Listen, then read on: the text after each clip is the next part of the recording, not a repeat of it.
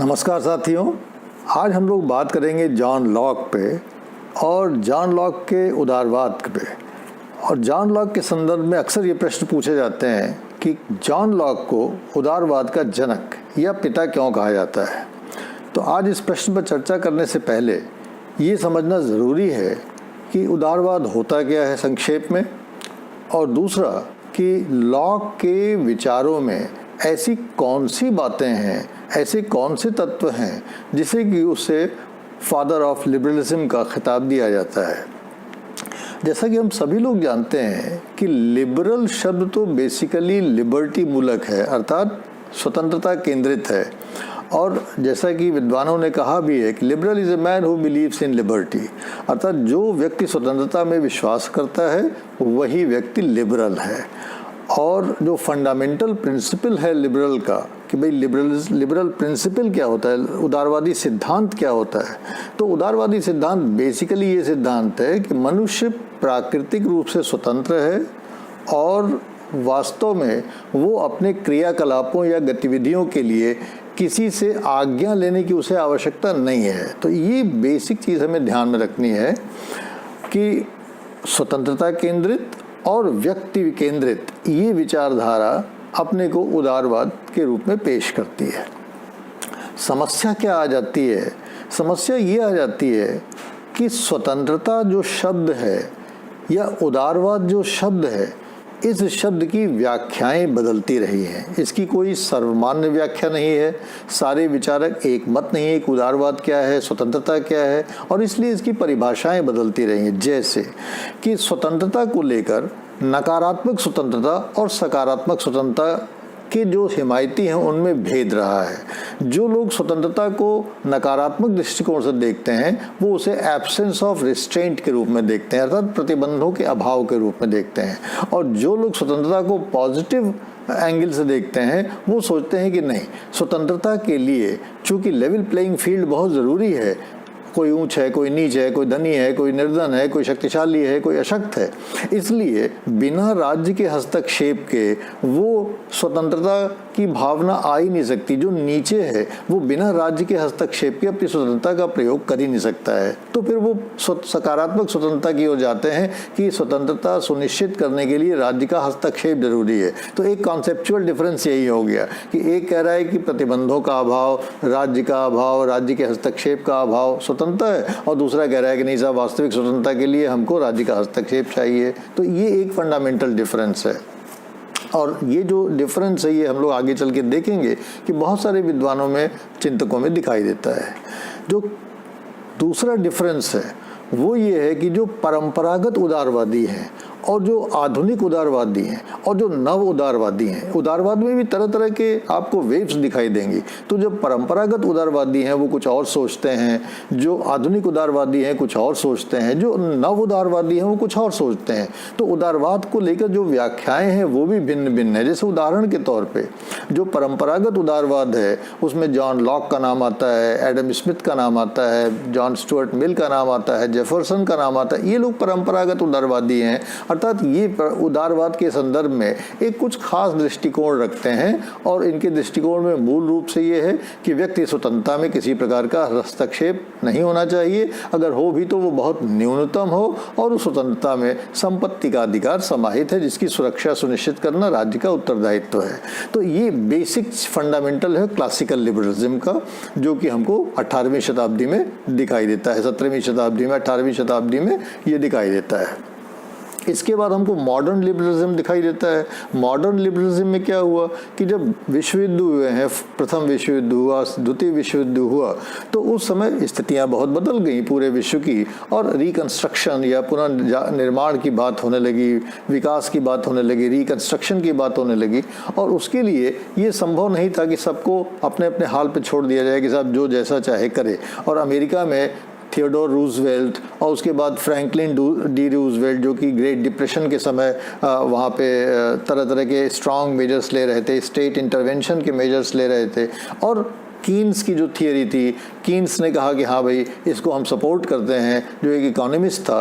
तो इस प्रकार के जो लोग थे उन्होंने एकदम से बदल दिया उदारवाद की सूरत और कहा कि नहीं, राज्य के हस्तक्षेप के बिना व्यक्ति की स्वतंत्रता बेमानी है, उसका कोई मतलब ही नहीं है। तो एक फंडामेंटल चेंज हमको 18वीं शताब्दी और 19वीं शताब्दी या अर्ली 20th सेंचुरी के उसमें दिखाई देता है। और यहीं से आप देखते हैं कि स्टेट कंट्रोल और लेफ्टिज्म का इंटरवेंशन हो गया, जो क्लासिकल लिबरलिज्म में, और जिसको कि हम वेलफेयरिस्ट स्टेट या सोशल जस्टिस स्टेट की संज्ञा देते हैं। और इसमें बेसिकली ये था कि जो प्रॉपर्टी राइट्स पे अगर केवल कंसंट्रेट करेंगे तो समाज में असमानता को बल देती है, लिहाजा उस पर बहुत ज़्यादा बल देने की आवश्यकता नहीं है। और कालांतर में 1970 के बाद से तो जैसा कि हम सभी जानते हैं कि नव उदारवाद पे, जिस पे कि हम लोगों ने पहले चर्चा भी की हुई है, कि नव उदारवाद का युग शुरू हुआ, जिसमें कि बेसिकली फ्री मार्केट इकोनॉमी और फ्री ट्रेड और ओपन मार्केट, इन तरह की चीज़ों पर बातें होने लगी। अब आइए देखते हैं कि डिलेमा क्या है, जो समस्या है वो क्या है। वो समस्या ये है कि जो लॉक के आइडियाज़ और एक्शंस हैं, अर्थात लॉक ने जो लिखा और लॉक के जीवन में जैसा लॉक का जीवन रहा, उसमें लॉक भी अपना स्टैंड बदलता रहा है। ऐसा नहीं कि लॉक का एकदम यूनिफॉर्म कोई स्टैंड रहा हो, लेकिन लॉक के अगर जो उसकी फंडामेंटल जो रचनाएं हैं, जैसे टू ट्रीटीज जो लॉक की रचना है, जो कि लगभग 17वीं शताब्दी में लिखी गई और जो कि बहुत ही इम्पॉर्टेंट रचना मानी जाती है लॉक की, तो वो जो 1689 के आसपास जो टू ट्रीटीज़ की रचना लॉक ने की है, उसमें बहुत सारे ऐसी चीज़ें हैं जो कि जो मॉडर्न लिबरलिज्म है उसको रिजेक्ट करता है लॉक, और बहुत सारी ऐसी भी चीज़ें हैं जो कि आज लिबरल नहीं मानी जाती हैं, उदारवाद नहीं मानी जाती हैं, उसका वो समर्थन करता है। तो हमें ये देखना पड़ेगा कि लॉक में वो कौन कौन सी चीज़ें हैं जो उसे उदारवादी बनाती हैं, लॉक में वो कौन कौन सी चीज़ें हैं जो उसको आधुनिक उदारवाद से अलग भी खड़ा करती हैं। यही समस्या की जड़ है। लेकिन जो आइए पहले देखते हैं कि लॉक बहुत परंपरागत रूप में कौन कौन सी ऐसी चीज़ें हैं जो हमको लॉक के अंदर दिखाई देती हैं, लॉक के चिंतन में दिखाई देती है, जिससे उसे उदारवाद का जनक कहा जाता है। जो सबसे पहली चीज़ ये है कि लॉक ने जो कुछ भी अपनी रचनाओं में, ख़ास तौर से टू ट्रीटीज़ में, जिसका रेफरेंस बार बार मैं आपको दे रहा हूँ, जो कि बहुत महत्वपूर्ण रचना उसकी मानी जाती है, कभी मौका मिले तो आप ज़रूर पढ़ें उसको। तो टू ट्रीटीज़ में लॉक ने जो कुछ भी बात अपने, अब ध्यान रखिए कि ये 17वीं शताब्दी की बात है, आज हम लोग 21वीं शताब्दी में हैं। 21वीं शताब्दी के पैरामीटर से 17वीं शताब्दी के थिंकर को जज करना एक बहुत कठिन काम है, और बल्कि उसके साथ अन्याय भी है। आप उस 17वीं शताब्दी की एरा की परिकल्पना करिए, जबकि डिवाइन राइट ऑफ किंग्स का बोलबाला था, जबकि हॉब्स जैसी सिचुएशन का बोलबाला था। वैसी सूरत में लॉक ने ऐसी ऐसी बातें लिखी हैं जो कि तज्जुब होता है, क्योंकि उसको अपनी जान का खतरा था। आपको शायद जान के ये बड़ा ताज्जुब होगा कि आप लॉक ने अपनी रचनाओं को गुमनाम रखा, उसमें अपना नाम भी नहीं दिया। वो तो इतनी ब्रिलियंट रचनाएं हैं कि लोगों ने मान लिया कि साहब लॉक के अलावा कोई ये लिख ही नहीं सकता, लेकिन लॉक ने उसको एनोनिमस पब्लिश किया, लॉक ने अपना नाम नहीं दिया था टू ट्रीटीज़ को। तो ये उसको प्रोसिक्यूशन का खतरा था, उसको डर था कि उसकी जान चली जाएगी इस प्रकार की बोल्ड रचनाएं करने से। तो अपने समय में वो इतना क्रांतिकारी विचार वो दे रहा था, हमें उसको अप्रिशिएट करना चाहिए और समझना चाहिए कि why he deserves to be called the father of liberalism. पहली चीज़ तो ये है कि जो कुछ भी हॉब्स ने लिखा उसने पूरे आगे चल के लिबरल ट्रेडिशन को प्रभावित किया है, और ख़ास तौर से स्वतंत्रता को लेके जो उस लॉक का विचार है, मिनिमम स्टेट इंटरफेरेंस को लेके लॉक का जो विचार है, कंसेंट ऑफ द गवर्नड को लेके जो लॉक का विचार है, अर्थात बिना सहमति के शासक शासन नहीं कर सकता। ये एक डिवाइन राइट के एरा में ये बात कहना अपने आप में कितनी बड़ी बहुत बड़ी बात है, सोचिए। और जो ये कहे कि इक्वालिटी बिफोर लॉ होना चाहिए, अर्थात समाज में कोई एरिस्टोक्रेटिक एडवांटेजेस नहीं होने चाहिए, लीगल एडवांटेजेस नहीं होने चाहिए धनियों को, ये सब बातें कहना बहुत क्रांतिकारी हुआ करता था उस समय। ये सारी बातें लॉक ने कही हैं, और लॉक ने कहा कि ऑल गवर्नमेंट्स, मोनार्किकल और of any other form, is only from based on the consent of the govern, चाहे राजतंत्र हो चाहे वो कोई भी शासन व्यवस्था हो, बिना जनता की सहमति के नहीं होना चाहिए। उस समय ये बात कहना एक बहुत बड़ी बात थी, जो कि उदारवाद की जान है, कि वो व्यक्ति को ये बताता है कि नहीं, आप महत्वपूर्ण हैं और शासक महत्वपूर्ण नहीं है। अगर शासक आपके ऊपर शासन करता है तो उसका रैशनल होना चाहिए, और वो रैशनल ये है कि आपने उसको इजाज़त दिया है कि वो आपके ऊपर शासन करे, और कंडीशनल उसको आपने पावर्स दिया है। जैसे लॉक लिमिटेड गवर्नमेंट की बात करता है कि भाई हमने आपको सीमित शासन दिया है, अधिनायकवादी शासन करने का अधिकार नहीं दिया है आपने। दूसरी चीज़ जो लॉक में बहुत महत्वपूर्ण है कि आप सभी जानते हैं कि हॉब्स, लॉक और रूसो सभी ने स्टेट ऑफ नेचर को टर्मिनेट करके सिविल सोसाइटी की स्थापना की।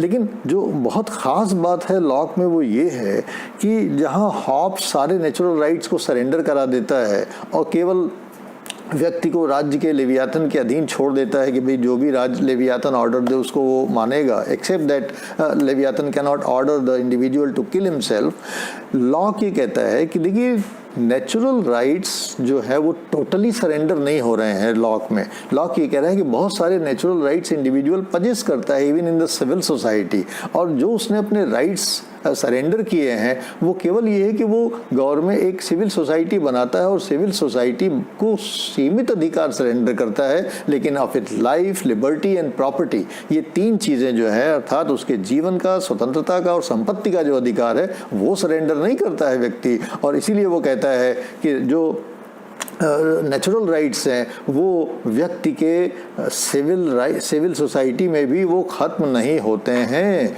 जो नेचुरल राइट्स हैं वो भी चलते रहते हैं सिविल सोसाइटी में। तो सिविल सोसाइटी में नेचुरल राइट्स की बात करना उस ज़माने में ये अपने आप में बहुत बड़ी बात थी, जबकि डिवाइन राइट थियरी का बोलबाला था उस ज़माने में। और इस प्रकार से ये जो रचनाएँ थी लॉक की 17वीं सेंचुरी में, इन्होंने 18वीं सेंचुरी में अमेरिकन कॉन्स्टिट्यूशन मेकर्स को, अमेरिका के रेवोल्यूशन करने वालों को बहुत ज़्यादा मोटिवेट किया, बहुत ज़्यादा उनको एक प्रकार से एनर्जी प्रदान की। और जाहिर है कि जब लॉक ये कहता है कि हमारे पास नेचुरल राइट्स हैं सिविल सोसाइटी में, तो जाहिर है कि वो सरकार को या राज्य को सारे अधिकार तो नहीं देता, सारी स्वतंत्रताएं सरेंडर नहीं करता। And therefore Locke is creating a limited government with limited powers to govern the people. ये बहुत इंपॉर्टेंट चीज़ है लॉक में। ये लिबरल जो माइंड है वो जो डिनोट करता है कि लॉक किस प्रकार से लिबर्टी को लेके, राइट्स को लेके, इंडिविजुअल को लेके कितना कॉन्शियस था। And that is the thing of 17th century. Locke ने उसी समय जो है वो लेजिस्फेरे की बात की, अर्थात मनुष्य के आर्थिक अधिकारों की बात की, यद्भाव्यम के सिद्धांत का प्रतिपादन किया। और वो कहता है, जिसको आडम स्मिथ ने अच्छे ढंग से इकोनॉमिक्स के क्षेत्र में व्यक्त किया, और वो लॉक कहता है कि भाई कोई भी इंडिविजुअल जो भी अपना वेल्थ एक्यूमुलेट करता है उसमें अपना लेबर मिलाता है, अपने लेबर को मिला के वो वेल्थ क्रिएट करता है, और उस वेल्थ को बिना उसकी कॉन्सेंट से नहीं लिया जा सकता है, और उसको जो मन करे वो काम करने के लिए स्वतंत्र है और उसको रोका नहीं जा सकता है। तो ये प्रॉपर्टी को लेके लॉक वाज वेरी क्लियर। इसी के साथ साथ उस ज़माने में मेन और विमेन की इक्वालिटी का बहुत बड़ा मुद्दा था। इसके बारे में भी जेंडर के बारे में भी लॉक ने लिखा है। ये ज़रूर है कि वो मानता था कि महिलाएं जो है दे आर वीकर सेक्स, लेकिन कभी उसने उनको ये नहीं कहा कि वो जो है इंटेलेक्चुअली या इंटेलिजेंस में पुरुषों से कहीं पीछे हैं। उसने बाकायदा इक्वालिटी की बात की कि भाई फीमेल्स और ऑल्सो, और उसने मदरहुड को डिफेंड किया। उसने कहा कि समानता का रास्ता मदरहुड से जाता है। मदरहुड से कोई जो है, आप ये नहीं कह सकते हैं कि women are meant for producing children and all. Motherhood is a door to equality, जिससे कि वो कहता था कि and all men are equal by man, he meant probably the women also. और ये लॉ का बहुत बड़ा कंट्रीब्यूशन है जहाँ तक कि लिबरलिज्म का सवाल है। तो इस प्रकार से लॉक ने बहुत सारे जो लिबरल प्रिंसिपल्स थे, जिसको कि हम देखते हैं कि चाहे वो फ्रीडम का मैक्सिमाइजेशन हो, चाहे प्रायोरिटी टू इंडिविजुअल हो, चाहे टॉलरेशन हो, चाहे मिनिमम कोअर्शन हो, लिमिटेड सीमित गवर्नमेंट हो, रूल ऑफ लॉ हो, इन सारी चीज़ों को लेके लॉक उस समय बात करता है 17वीं शताब्दी में। इसलिए आज उसको उदारवाद का जनक कहने में किसी प्रकार की हमें कोई हिचकिचाहट नहीं होती है। अब आइए देखते हैं एक दो चीज़ें कि जो आधुनिक जो उदारवादी हैं, उन उदारवादियों से लॉक भिन्न कैसे। जाहिर है कि 300-400 साल में बहुत कुछ बदल गया है और बहुत स्वाभाविक है वो सब बदलना। तो हम लोग लॉक कहाँ 17वीं शताब्दी में था, हम लोग 21वीं शताब्दी में है। तो ये जो डिस्टेंसिंग है इसमें बहुत सारा चेंज हो गया है, और चेंज इसलिए हो गया है कि जो आपका उदारवाद है उसमें, जैसे कि मैंने बताया कि classical liberalism was overtaken bye modern liberalism, जिसमें कि ग्रेट डिप्रेशन वगैरह का, पोस्ट वॉर रिकंस्ट्रक्शन का बहुत भूमिका थी, जिसमें कि स्टेट इंटरवेंशन और स्टेट कंट्रोल ऑफ इकोनॉमी बहुत इंपॉर्टेंट हो गया था रिकंस्ट्रक्शन के लिए और आम आदमी की ज़रूरतों को पूरा करने के लिए। फिर मॉडर्न लिबरलिज्म से we have transcended to new liberalism, जिसमें कि फ्री मार्केट इकोनॉमी और तरह तरह की बातें होती हैं। तो ये बहुत सारा एक उसमें पैराडाइम शिफ्ट है लिबरलिज्म में। लेकिन होता ही ये है कि जिस बिंदु पे आप खड़े होते हैं उस बिंदु से जांचते कि अच्छा आज की तारीख में हम देखें कि लॉक उदारवादी था कि नहीं था, और आप कहते हैं लॉक तो उदारवादी नहीं था क्योंकि लॉक में तो देखिए ये चीज़ थी, वो चीज़ थी। पहली चीज़ कि आज का जो उदारवाद है, जो मॉडर्न लिबरलिज्म है, जो कि न्यू लिबरलिज्म है, वो आपको एक ऐसे नहायत एकाकी इंडिविजुअल, एटॉमिस्टिक इंडिविजुअल की बात कराता है, जो मानता है कि इंडिविजुअल अपने आप में जैसे एकदम आत्मकेंद्रित संप्रभु कोई यूनिट हो, जबकि ऐसा होता नहीं है। कितना भी हम अपने को इंडिविजुअल केंद्रित बना लें, लेकिन हम समाज से नहीं कट सकते। और लॉक में हमें जो चीज़ें दिखाई देती हैं वो यही दिखाई देती हैं कि जिस एटॉमिस्टिक इंडिविजुअल की आज बात करती जाती है कि उसका शायद सोसाइटी के प्रति जैसे कोई ऑब्लिगेशन ही नहीं समझ में आता है, तो लॉक इस प्रकार के इंडिविजुअल की कोई परिकल्पना नहीं करता है। He is not in unison with this kind of an atomistic individual. He is talking about a Locke, he is talking about an individual जो कि डिसेंट है, जो कि रैशनल है, जो सोशली ओरिएंटेड है, जो अपने लोगों के बारे में, अपने सहयोगियों के बारे में, पड़ोसियों के बारे में, अपने समाज के बारे में सोचता है। ऐसे परिकल्पना, ऐसा जो माइंडसेट है वो कभी कभी लोगों के मन में भ्रम करता है कि आज की तारीख का जो लिबरलिज्म है वैसा लिबरलिज्म तो लॉक का नहीं था। तो बिल्कुल वो वैसा लिबरलिज्म लॉक का नहीं था। दूसरी चीज़ कि लॉक प्रॉपर्टी का एक्युमुलेशन को डिफेंड नहीं करता। ये देखिए बहुत इंपॉर्टेंट चीज़ है कि आज भी प्रॉपर्टी के एक्युमुलेशन को मॉडर्न लिबरलिज्म कहता है कि हमको प्रॉपर्टी बनाने का राइट होना चाहिए। खूब बनाइए प्रॉपर्टी, आजकल कारपोरेट्स को, बिग प्लेयर्स को छोड़े हुए बनाइए प्रॉपर्टी। न्यू लिबरलिज्म हमें कोई प्रॉब्लम नहीं, इंडिविजुअल को उससे कम्पीट करा रहे हैं। लेकिन लॉक भी एक बात कहता है कि let individual accumulate property, property के एक्युमुलेशन में कोई प्रॉब्लम नहीं है, कैपिटलिस्ट ग्रोथ में कोई प्रॉब्लम नहीं है। लेकिन where Locke differs from the modern liberals is कि जो मॉडर्न लिबरल्स हैं ये डिफरेंशियल लॉ की बात करते हैं। डिफरेंशियल लॉ मतलब ये कहते हैं कि जो कारपोरेट्स हैं, जो बिग प्लेयर्स हैं, उनके लिए अलग सेट ऑफ लॉज होने चाहिए क्योंकि they are doing something great, they are doing some big investments, और अगर उनको ऑर्डिनरी आदमी के साथ आप ब्रैकेट कर देंगे तो अपना काम कैसे करेंगे। तो आज की तारीख में हम देखते हैं कि जो सरकार है, जो शासक वर्ग है, वो कैपिटलिस्ट की सुविधाओं के लिए बहुत सारे अलग अलग किस्म के लॉज बनाती है जिसकी इजाज़त लॉक नहीं देता। लॉक कहता है कि नहीं, there has to be a single set of laws for everybody in the society, be it the individual or be it the big corporates। तो ये चीज़ें हैं जो कि लॉ को आधुनिक जो उदारवादी हैं उनसे अलग करती है। और दूसरी चीज़ कि जो लॉ का भावना है कि आज इंडिविजुअल्स ये कहते हैं कि राज्य के पास व्यापक शक्तियां चली गई हैं। आज हर जगह आप देख रहे हैं कि स्टेट के पास ज़्यादा से ज़्यादा शक्तियां चली जाती हैं क्योंकि आज राज्य के हस्तक्षेप से ही उस फ्री वर्ल्ड को, एक प्रकार से फ्री ट्रेड को चलाया जा रहा है। और राज्य की भी कई लेयर्स हैं वो जो कि ग्लोबल उस पर गवर्नमेंट तक जाती हैं। और इस प्रकार से धीरे धीरे जो चीज़ें हैं वो एक प्रकार से इंडिविजुअल के कंट्रोल के बियॉन्ड हो गई हैं, वो राज्य के भी कंट्रोल के बियॉन्ड हो गए। एक ग्लोबल ऑर्डर बन गया है जिसमें कि इंडिविजुअल कहीं स्टैंड नहीं करता, इंडिविजुअल को समझ में नहीं आता कि उसके पास कोई अधिकार है भी या नहीं है। लेकिन लॉक यहाँ डिसएग्री करता है मॉडर्न लिबरल से, और वो कहता है कि the obligation of nature of law of nature ceases not in society, अर्थात जो ऑब्लिगेशंस हैं लॉ ऑफ नेचर के, अर्थात प्राकृतिक कानूनों के ऑब्लिगेशंस जो हैं वो सिविल सोसाइटी में खत्म नहीं हो जाते हैं। What he is referring to into the rights of individuals' freedom, his right to life, and his right to assert his property etc. लेकिन आज ये बहुत सब गहमा गहमी है। आज व्यक्ति को नहीं समझ में आ रहा है कि वो वास्तव में सोसाइटी व्यक्ति केंद्रित है कि कारपोरेट केंद्रित है कि या बिग प्लेयर्स केंद्रित है या वैश्विक केंद्रित है, क्या है। व्यक्ति को अपनी भूमिका नहीं समझ में आ रही है। वो एक प्रकार से एलिनेटेड हो गया पूरे सिस्टम में, जो कि लॉ की भावना नहीं थी, जो कि लॉ का लिबरलिज्म नहीं था। और इस प्रकार से जो इंसिस्टेंस लॉ का कि भाई स्वतंत्रता पे और मनुष्य पे हमें फोकस्ड होना चाहिए, वो आज की तारीख में कहीं हमें गुम होता दिखाई देता है। आज इंडिविजुअल केंद्रित नहीं बल्कि आज मार्केट केंद्रित सोसाइटी हो गई है। तो लॉ में जो लिबरल कंटेंट है वो आज के जो मॉडर्न लिबरलिज्म है उससे थोड़ा सा डिफरेंस है।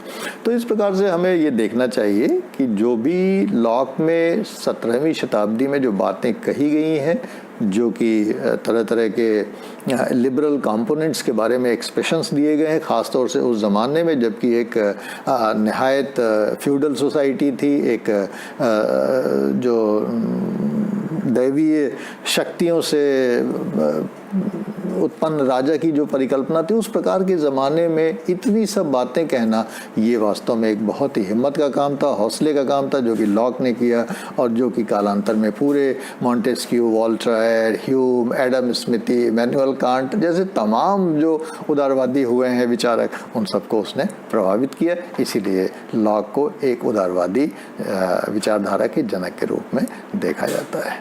Thank you very much.